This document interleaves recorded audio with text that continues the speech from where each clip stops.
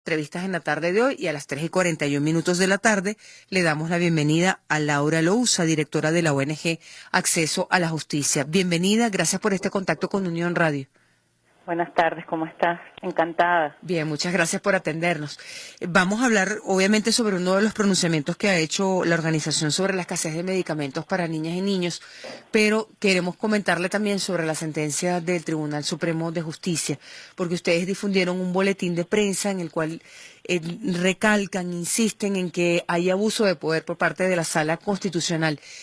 ¿Cuáles son los elementos que les permiten a ustedes considerar que hay abuso de poder por parte de la Sala Constitucional del TCJ? Perdón. No se preocupe, adelante. Sí, el elemento fundamental es que la Sala Constitucional básicamente dice que ella es la que tiene la iniciativa legislativa exclusivamente en materia judicial. Pareciera que se lo quita a la Asamblea. Es un inciso, ¿no?, de la sentencia, Sí. Pero es bien importante, porque dice que no puede haber una iniciativa legislativa en materia de reforma de la Ley Orgánica del TCJ y que la Ley Orgánica del TCJ del 2010 es perfecta, y bueno, y no pudiera haber iniciativa legislativa de nadie sino de ella, cosa que es inconstitucional. Le quitas la potestad de iniciativa a la Asamblea, al presidente y al pueblo, que es lo más importante, que directamente la tendría. Eso es uno de los aspectos. Luego, elimina absolutamente la función contralora en cuanto a varios poderes, y lo hace cambiando una ley, es decir, legislando, y en ese sentido hay abuso de poder, porque simplemente usurpa el poder que tiene la Asamblea para cambiar leyes, que es la ley de comparecencia. También pretende cambiar el reglamento interno de debates, y además dice o amenaza que el Ejecutivo es el que va a reglamentar, porque él es el que tiene la potestad. En realidad, los reglamentos internos de funcionamiento y de las competencias de cada quien lo tiene, en este caso expresamente por la Constitución, la Asamblea, como es lo de la comparecencia, que es una competencia propia. Entonces, le quita competencias o le quita potestades a órganos del Estado que tienen sus competencias. Le quita la potestad de autotutela a la Asamblea, diciendo que no puede eliminar o revocar la designación que se hizo. Claro que para remover magistrados es otra cosa, pero es que aquí no se está removiendo por falta grave, es que estos señores no son magistrados según la Constitución y el procedimiento es absolutamente nulo. Entonces simplemente es una potestad de la Asamblea, como de cualquier órgano del Estado, por la potestad de autotutela y el principio de legalidad, que significan que si tú tienes competencia para hacer algo, también para deshacerlo, claro, siempre que haya determinados vicios que hacen que lo que hiciste o irregularidades prácticamente no tiene valor, no creo ningún derecho. ¿Los habría en este caso en su opinión? ¿Perdón? ¿Los habría en este caso en su opinión? No, las irregularidades, Sí, dices, que no sí. le entiendo. Sí, las irregularidades. Bueno, claro, está absolutamente lleno de irregularidades. Pues primero no se cumplieron con los lapsos. No se cumplieron con los lapsos para nombrar los magistrados según lo que establece y designarlos, seleccionarlos según lo que establece la ley y la Constitución. No se abrió el lapso de impugnación a la postulación que se hizo y al nombramiento, preselección, que hizo el Comité de Postulaciones Judiciales. No se cumplieron con los requisitos que se exigen en la Constitución para decir que esas personas son magistrados, no los tienen, y además la Asamblea no hizo las sesiones como establece el reglamento interno y no las convocó como debía, ni hubo la votación como debía haberlas. O sea, está lleno de vicios. De hecho, tenemos un informe en la página que entregamos a la Asamblea Nacional, a la comisión pertinente, sobre todas las irregularidades que aparecen en el proceso. Ahora, en el punto en el que nos encontramos, estamos obviamente en un conflicto grande entre el Tribunal Supremo de Justicia y la Asamblea Nacional. ¿Qué le queda a la Asamblea Nacional, más allá de la decisión que tomó la mayoría el día de hoy de rechazar el dictamen del TCJ? Conversamos a las 3:46 de la tarde con la doctora Laura Lousa, directora de la ONG Acceso a la Justicia. ¿Qué le queda a la Asamblea Nacional?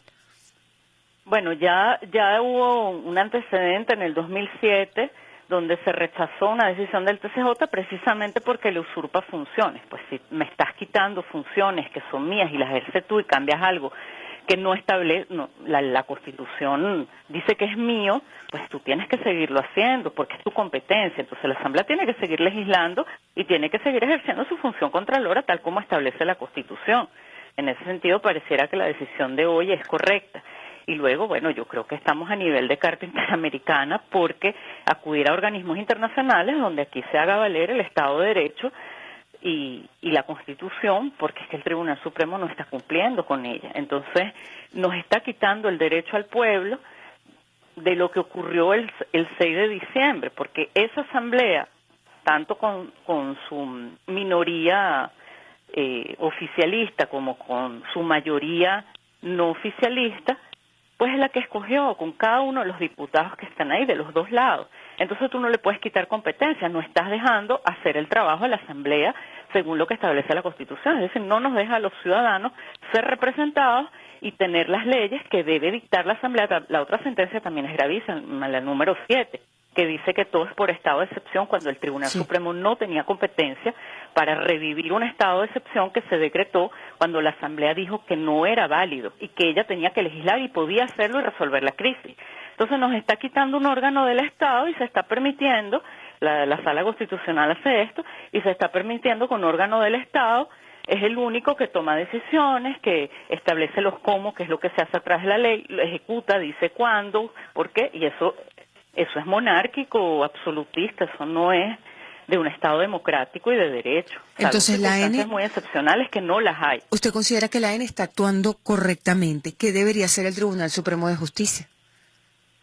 En el punto en el que nos encontramos el día de hoy. Debería de quedarse tranquilo, porque es que estos recursos no se sabe además quién los está introduciendo. O sea, no son los legitimados los que tienen realmente la legitimación para pedir que no es el pueblo, no es un diputado afectado, es gente que uno no conoce. Entonces, por 3 personas, 2 que no se conocen, que además, si uno se pone a ver, están vinculados al gobierno de una manera u otra, se va a quitar todo lo que establece la Constitución y lo que establece el pueblo. No se entiende dónde viene. Y además son competencias que tampoco tiene, ni siquiera en los recursos. Se pide lo que después termina siendo el Tribunal Supremo. No tiene que hacer nada. Un tribunal se mueve porque hay un recurso, una solicitud. Además es un recurso que se inventaron, que es el de interpretación constitucional. Él no puede hacer eso y legislar y cambiar la Constitución. Que haga lo que dice la Constitución. Eso es lo que yo recomiendo. Y no lo está haciendo. Nadie le pidió opinión y no la tiene por qué dar si no hay un recurso y un conflicto real.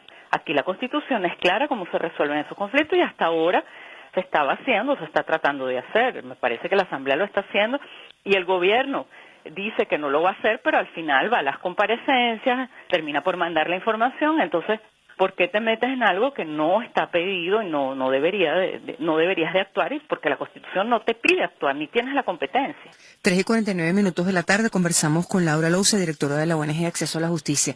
Le preguntamos ahora sobre la escasez de medicamentos para niñas, niños y adolescentes. ¿Qué debe hacer la justicia?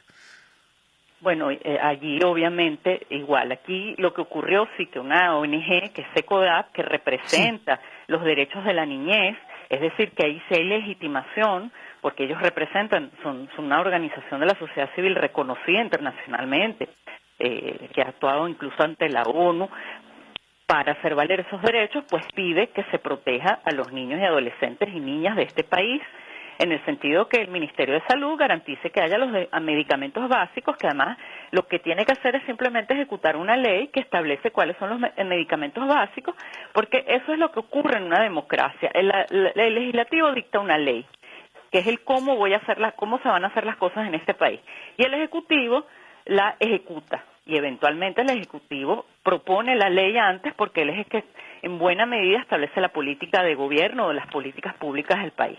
Entonces aquí hay una ley de medicamentos, dice, mire, usted, Ministerio de Salud, tiene que garantizar por lo menos la existencia de estos medicamentos en Venezuela y la circulación y que haya suficiente. Y simplemente el Ministerio de Salud no lo está cumpliendo. Entonces se le pide, SECODAP pide, que por favor, a través de una medida preventiva anticipada, que es una figura que establece la LOMNA y que se da en casos de urgencia, de una vez se le pida al Ministerio que cumpla con esto. Y entonces el tribunal sorpresivamente dice que no hay suficientes pruebas para decir que de verdad hay una escasez de medicamentos. ¿A qué atribuye este dictamen?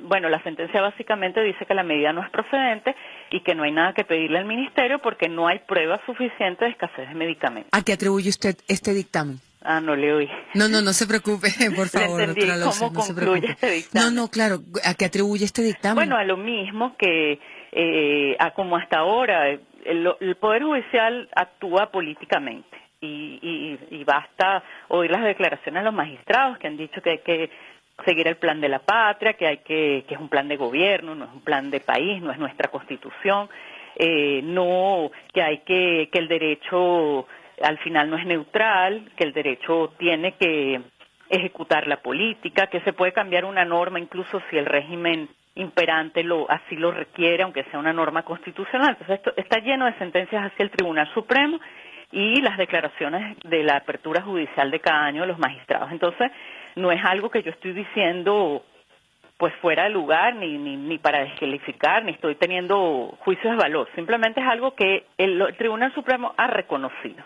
Entonces, y además dice que ellos que dan órdenes e instrucciones a los jueces, lo que también atenta contra la independencia judicial.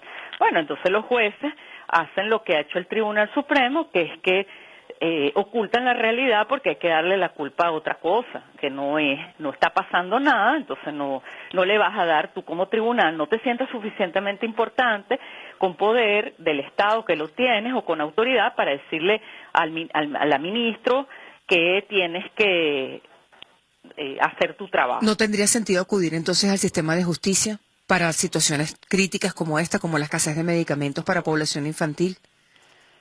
Bueno, en principio no tiene sentido en estas circunstancias acudir a los tribunales si no van a garantizar el acceso a la justicia y el acceso que al final del día es que se hagan efectivos tus derechos. Entonces, un poder judicial que no logra hacer efectivos, que no logra que tú hagas efectivos tus derechos, no funciona, porque al final ese es su rol, es controlar al poder ejecutivo y legislativo para que se hagan efectivos los derechos de los ciudadanos. El Poder Judicial es nuestro primer garante de nuestros derechos.